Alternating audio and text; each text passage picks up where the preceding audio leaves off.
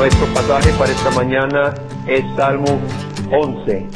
Salmo 11, un salmo importante para el cristiano hoy en día, hermanos. Lo tenemos, Salmo 11. Dice así la palabra de Dios. En Jehová he confiado. ¿Cómo decís a mi alma que escape al monte cual ave? Porque he aquí los malos tienden el arco, disponen sus saetas sobre la cuerda para asaetear en oculto a los rectos de corazón. Si fueren destruidos los fundamentos, ¿qué ha de hacer el justo? Jehová está en su santo templo. Jehová tiene en el cielo su trono. Sus ojos ven, sus párpados examinan a los hijos de los hombres.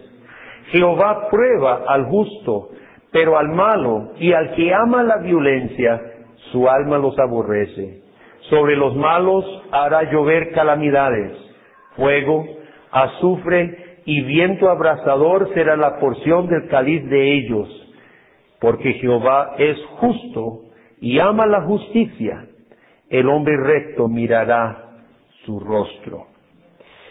Tenga sus Biblias abiertas, por favor, hermanos. Recordemos que David es el autor de este salmo, y yo creo que David, en su función de ungido de Dios, recuerde que David tenía un oficio especial. El ungido de Dios estaba comprometido con Israel, y posiblemente o probablemente este salmo fue escrito cuando Saúl lo perseguía para matar. ¿Se acuerdan que Saúl agarró celos contra David y buscaba matarlo?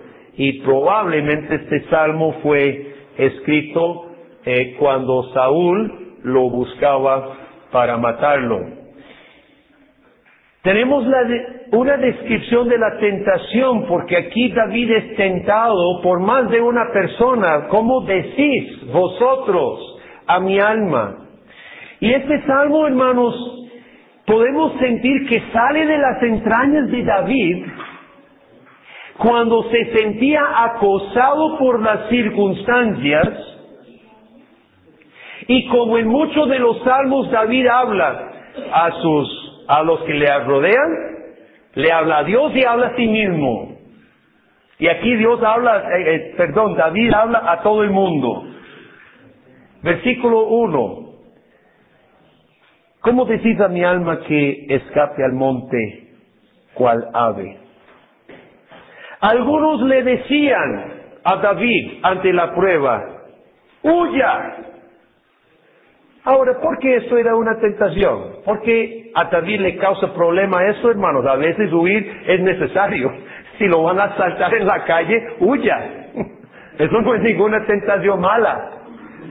Porque para David era una tentación, hermanos, porque precisamente era ungido de Dios. Y el ungido de Dios, que era su primer deber, solidaridad con el pueblo.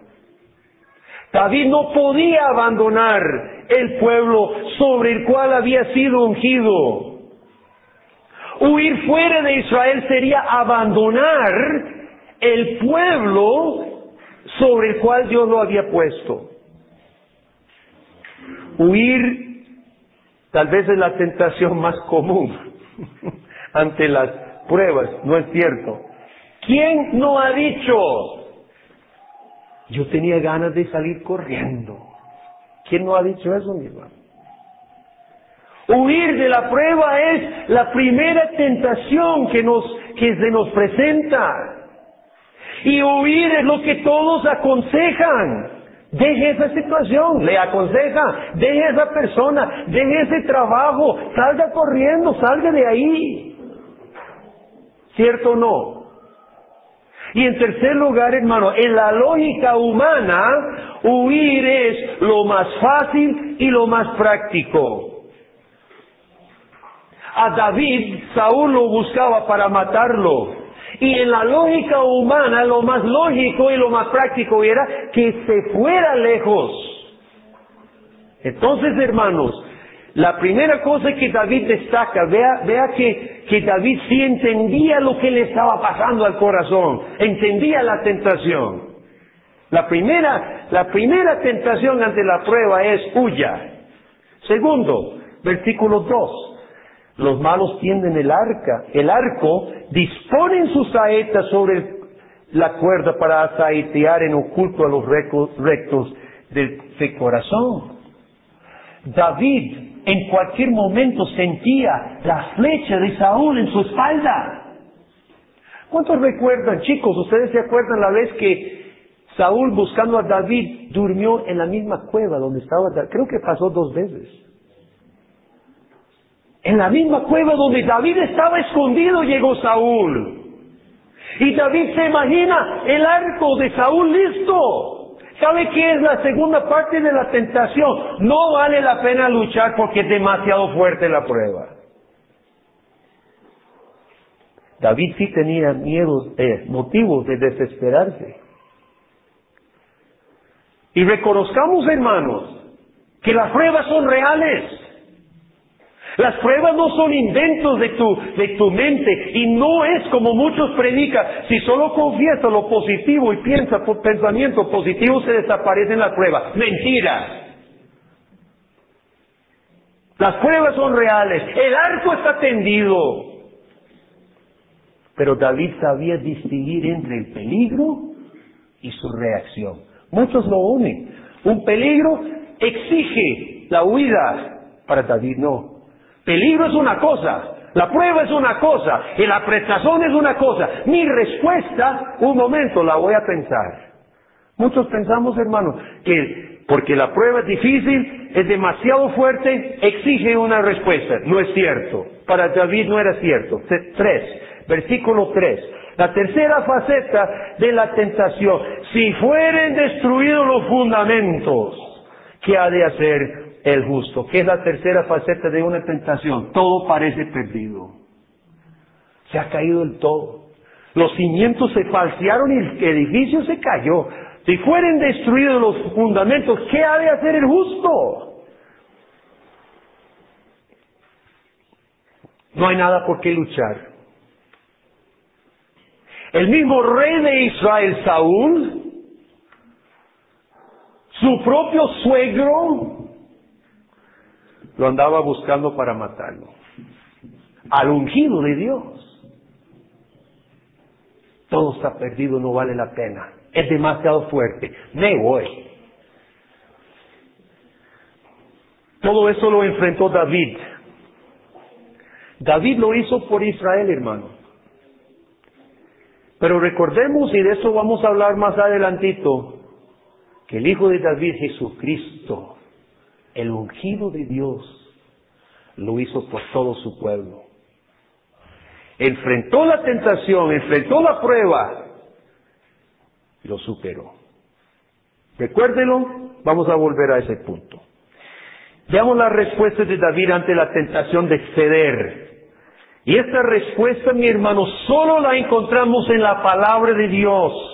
Usted no va a encontrar esta respuesta en ninguna otra parte del universo. Porque solamente la Biblia nos va a dar la visión que tuvo David. Una visión, ¿cuál? Teocéntrica. Memorice eso, hermano, porque usted no puede leer un solo salmo sin encontrarse con una visión teocéntrica de la vida. Y si usted no anda durante la semana diciendo visión teocéntrica, usted ha venido aquí a dormir. Porque todos estos salmos que hemos venido predicando, cada domingo hemos visto una visión teocéntrica. Así que si usted no anda mañana y pasado mañana y ayer y antier diciendo visión teocéntrica, es que usted estaba dormido. Una vez más, hermanos, nos encontramos y David se habla a sí mismo visión teocéntrica. Necesito una visión teocéntrica. Y esta visión teocéntrica solo la vamos a encontrar aquí. ¿Qué es el primer paso para enfrentar la tentación? Versículo 4. ¿Ya lo vio? Jehová está en su santo templo. Jehová tiene en el cielo su trono. Sus ojos ven. Sus párpados examinan a los hijos de los hombres. El primer paso, mi hermano, es una visión teocéntrica. El primer paso es entender que Dios está en su trono y no lo ha abandonado. Y David ve el verdadero templo de Dios y el verdadero trono de Dios en el cielo. Quiere decir que él entendía que las cosas terrenales, aquel templo, bueno, no estaba el templo todavía, la sinagoga, el tabernáculo y el trono de Dios en el tabernáculo, las cosas terrenales eran sombras de la realidad, pero la realidad está en el cielo y Dios está en su trono.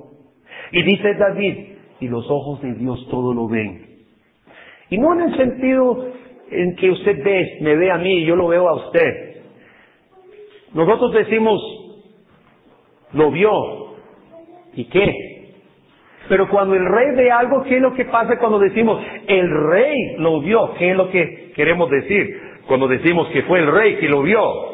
El rey es capaz de hacer algo. Nosotros muchas veces vemos algo y no somos capaces de hacer nada. Pero cuando el rey lo ve, él tiene la potestad de actuar. Y cuando Dios lo ve, mucho más. Aquí, hermanos, se está confesando algo sumamente importante para usted y para mí. David primero confiesa la omnipresencia de Dios. Sus ojos lo ven. ¿Qué es la omnipresencia? Chicos, ¿qué es la omnipresencia de Dios? ¿Qué significa omnipresencia? ¿Perdón? Está presente en todo lugar. Omni, del griego todo lugar. Está todo presente. Sus ojos lo ven. David confiesa que Dios está presente. Aquí mismo está la par suya. Llena este cuarto. En aquel momento de prueba Dios estaba presente. ¿Pensó en Él? ¿Pensó en Dios en aquel momento o no? Se olvidó. Mañana, ¿pensará en Dios que está presente o se olvidará? David hace un alto y se habla a sí mismo y se recuerda a sí mismo que Dios es omnipresente y después dice, está en su trono. Dios es soberano, es rey. La omnipresencia de Dios y la soberanía de Dios son dos puntos claves para enfrentar la prueba, mi hermano. Y sin este enfoque, usted está desarmado ante las tentaciones porque usted no está percibiendo lo más importante. ¿Cuántos recuerdan, chicos, ustedes se acuerdan cuando entraron a la ciudad los soldados sirios y el siervo de Eliseo tuvo mucho miedo? Pero ¿qué vamos a hacer con todos estos soldados que trajeron a la misma ciudad? Y dijo Eliseo, hijo, usted no ve la realidad. Y le pidió a Dios que le abriera los ojos. ¿Y qué vio el siervo en ese momento? ¿Se acuerdan? ¿Cuántos recuerdan esa historia?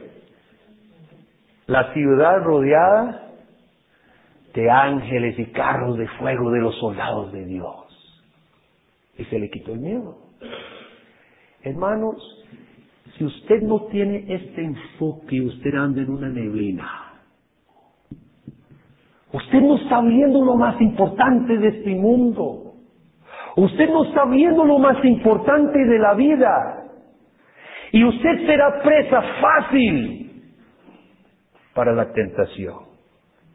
A David le decían, ¡huye, David! ¡Salga corriendo! ¡Deje botado! David dice, un momento, suave, déjeme pensarlo, déjeme meditar un momento. Como decía la misma ley de Dios, el rey debía tener el rollo a la par de su cama y meditar la palabra de Dios. Dice David, déjeme meditar la palabra de Dios. Y cuando David empieza en Génesis, y ley de Dios el Creador. Con solo hablar, crea la luz y las tinieblas y las separa las aguas y los animales y sigue después de eso y ve como el Dios poderoso manda el diluvio y juzga los hijos de los hombres y luego llama a Abraham y luego lleva a su pueblo a Egipto. Se levanta aquel faraón, pero Dios llueve 10 plagas sobre ellos. Abre el mar rojo, abre el río Jordán, provee Canaán para su pueblo. Dice Dios, un momento. Dios está en su trono. Un momento, antes de que yo salga huyendo, yo tengo que confesarle algo. Dios está en su trono. Dios todo lo puede. Y además Dios está en todo lugar. Cuando David recuerda que Dios estaba presente y es soberano, él experimenta dos cosas. Un nuevo sentimiento de valor y un nuevo sentimiento de responsabilidad. Un nuevo sentimiento de valor y un nuevo sentimiento de responsabilidad. En versículo 5, David afirma algo acerca de las pruebas. Vea versículo 5 conmigo. Dios prueba al justo. ¿Cuántos dicen gloria, aleluya? ¿No hay muchos amén? Dios prueba al justo. Las pruebas permiten que usted dé testimonio de lo que está en su corazón, como lo hace David aquí. Chicos, seamos honestos. Si nunca hubiera examen en la escuela, ¿cuánto estudiaría? Si nunca, tal vez le gusta una materia y agarre el libro de vez en cuando, pero si nunca hubiera un examen, dígame la verdad, ¿cuánto estudiaría? ¿Mucho o más o menos? Bueno, me alegro que todos son honestos.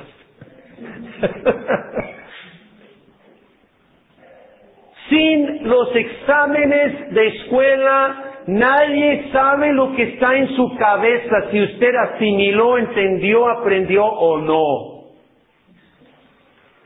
Y Dios prueba al justo, hermanos, para que Dios, y no tanto Dios, para que usted mismo y para que el mundo sepa lo que hay en su corazón. Las pruebas permiten que exaltemos a Dios contra los malos, o aún contra los cristianos que nos están mal aconsejando, porque los que aconsejaban a David probablemente eran personas alrededor de él, creyentes en Dios, pero le estaban mal aconsejando. Oye David, aquí es salir huyendo. Y esta prueba permitió que David a ellos mismos, a nuestros propios hermanos a veces, demos testimonio necesario. Pedro dice que nuestra fe es probada, en 1 Pedro capítulo 1, dice que nuestra fe, que es más preciosa que el oro, debe ser probada. Pero Pedro no dice las formas en que Dios prueba la fe, porque pueden ser variadas. Nuestra fe es probada de diferentes formas, mi hermano. Pueden ser formas fuertes como aquí mismo. David era probado con vida o muerte. Pero no todas las pruebas son tan drásticas. Usted y yo, todos, somos probados, hermanos, en cuanto a nuestro tiempo. ¿Cuál es la prioridad de su tiempo? Dios permite prueba de su tiempo para ver qué hay en su corazón. Busca primeramente el reino de Dios y su justicia. ¿Qué es la prioridad de su dinero? Busca primeramente el reino de Dios y su justicia. Su amor por Dios manifestado en su devoción al Señor. ¿Le gusta hablar con Dios en oración? ¿Le gusta su palabra o no? Es una prueba. Usted ha pasado 7 días esta semana pasada. La prueba, si usted ama a Dios, ¿cuál es? ¿Qué se manifestó? ¿Ama a Dios? ¿O espera el domingo para recoger tu Biblia? Su amor por los hermanos. ¿Ha pensado en otros hermanos aquí de la iglesia, hermano? Estas pruebas vienen del Señor para que veamos qué hay en mi corazón. Ahora, viendo esto, usted tiene una medida que hay en su corazón. En todo momento es necesario, hermanos, que Jesucristo fue probado, fue tentado y ganó la victoria sobre la tentación. Y en Jesucristo, mi hermano, porque no intente solo y usted tuvo que decirse a sí mismo ahorita, fallé. Padre, fallé la prueba. Con mi tiempo yo fallé. Con mi amor por ti fallé. Con el amor por mis hermanos yo fallé. Si usted tuvo que decirse, no intente luchar en sus propias fuerzas, porque usted no puede. Jesucristo es el único perfecto Salvador nuestro que sí luchó y ganó la victoria para que nosotros tuviéramos perdón, que es lo que primero necesitamos, perdón, y después poder. Versículo 6. Sobre los malos hará llover calamidades, fuego, azufre, viento abrasador será la porción del cáliz de ellos. El cristiano debe recordar lo que es el futuro de los malos. David toma la figura de Sodoma y Gomorra, que la Biblia toma para describir el mismo infierno, fuego, azufre, viento abrasador. Y debemos recordar, hermanos, que con los malos egoístas que salen huyendo y que no enfrentan la prueba y dejan todo botado y se olvidan de Dios, este es el futuro. Así que estamos avisados. Ninguno de nosotros aquí podremos llevar al día de juicio y decir a Dios, no sabía. Sí sabíamos, y todos sabemos. La porción de los cobardes, de los que ignoran a Dios, de los que tienen poco a Dios, no le interesa su llamado, no le interesa su vocación, eso será su porción. Dice David, al final del versículo 5, al malo y al que ama la violencia, su alma los aborrece. David inserta una pequeña descripción de los malos. Aquí no es una larga descripción de los malos, pero inserta, hermanos, solo esa descripción. Y me quedé pensando mientras alistaba este mensaje. ¿Y por qué David solo destaca esa faceta de los malos? Porque cuando pensamos en los malos, pensamos en muchas cualidades de los malos. Pero David solo saca la violencia. Pero hermanos, cuando lo pensamos bien, ¿sabe? La violencia es parte integral del pecado. A veces nosotros decimos, ese es un hombre violento, y queremos describir una persona que golpea y que grita y que patalea y todo. Pero realmente la esencia del pecado es violencia, hermano. ¿Por qué? Porque Dios nos creó para amar a Dios y a nuestro prójimo. Cuando no amamos como Dios nos creó, violentamos aquella relación que Dios estableció para nosotros. Y recordemos que hay muchas formas de violencia, hermanos, cuando lo vemos de esta manera, que la violencia es no actuar positivamente hacia la persona que Dios quiere que yo ame, a él o a mi prójimo. La violencia es transgredir esa relación de amor. Y las formas de violencia pueden ser activas o pasivas. Ante Dios es igual la persona que grita y ofende como la persona que calla e ignora.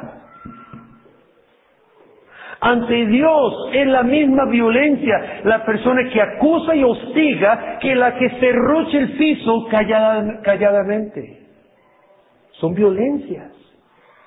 Ante Dios es violento el que lanza ofensas como el que chismea y asesina con la lengua. Entonces David puede decir, a los violentos Dios aborrece, porque yo creo que David era tentado a la violencia, hermanos, o a defenderse contra Saúl la próxima vez que se aparece. Ese Señor, pongo fin a esta cosa. O hablar mal de Saúl. Una de las dos formas, Saúl era tentado a la violencia, hermanos. Y David tuvo que escudriñar su propio corazón. Y ante esta prueba que era dura, que era terrible, que era hasta de vida o muerte, David era decir, o pongo fin a eso yo, o le voy a decir a todo el mundo cómo es ese Saúl. La violencia estaba asediando su corazón. ¿Cómo termina David? ¿Cuál es el consuelo, la roca, la finalidad de todo eso? Versículo 7. Jehová es justo y ama la justicia. El hombre recto mirará su rostro. ¿Qué es la justicia de Dios? La justicia de Dios es su absoluta rectitud, su veracidad, su fidelidad, su pureza, su santidad. David ya había confesado la omnipresencia de Dios y la soberanía de Dios, y concluye ahora: Dios es Dios de justicia, es Dios justo y ama la justicia. Y yo creo aquí, hermanos, cuando David confiesa quién es Dios soberano en su trono, es Dios omnipresente, todo lo ve, y es un Dios justo, y los justos mirarán su rostro. Aquí David ya se siente, hermano, como si Dios fuera un gran imán. ¿Qué hace el imán con el hierro? Lo atrae. Y David, yo creo que siente, hermano, como si ese Dios justo fuera un gran imán, y se siente atraído a Dios. El justo mirará su rostro. David había sido tentado a negar su llamado. Había sido tentado a negar a Dios. Pero él alza sus ojos al cielo. Él mira a Dios. Lo ve en su santo templo. Lo ve sentado en su trono. Y David ve un Dios justo y recto, reservando juicio final para los malos, sí, pero guardando salvación certera a sus hijos. Y ese Dios misericordioso y justo, David se siente seguro bajo sus alas. Por fe, David mira a Dios ahora, pero en esperanza David dice: yo miraré su rostro un día. Qué gran confesión de David, porque la Biblia dice: nadie ha visto a Dios jamás, ni nadie lo puede ver. Ningún pecador puede ver a Dios. ¿Quién es el que está en el seno del Padre y que lo ha revelado? Jesucristo, el unigénito Hijo de Dios, dice. Él sí lo ha visto y lo ha dado a conocer. Jesucristo, mi hermano, es el único que ha visto, tiene derecho a ver a Dios, tiene derecho a la presencia real de Dios. Pero si por fe recibimos a Cristo, llegamos a ser, ¿qué? Coherederos con Cristo. Y dice la palabra de Dios: miraremos a Dios cara a cara.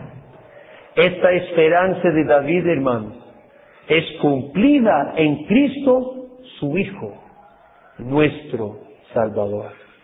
En conclusión, mi hermano, nosotros debemos saber 4 cosas ante las pruebas. 4 cosas cuando en medio de la prueba somos tentados. Número 1, sepa que la naturaleza de la tentación es negar su llamado. Como David era tentado, negar su llamado como un hijo de Dios. Esa es la naturaleza de la tentación. Negar su llamado ante Dios. Negar sus responsabilidades ante Dios. Esa es la tentación esa es la naturaleza de la tentación. Número 2. Hay 3 aspectos de la naturaleza de Dios que le permitirá vencer. 1. Fijarse en la omnipresencia de Dios. Dios no está lejos de estar presente. Número 2, Dios es soberano, no solo presente, sino poderoso para guardarnos. Y número 3, es un Dios de justicia, y en Cristo nos ha dado esa entrada a su justicia.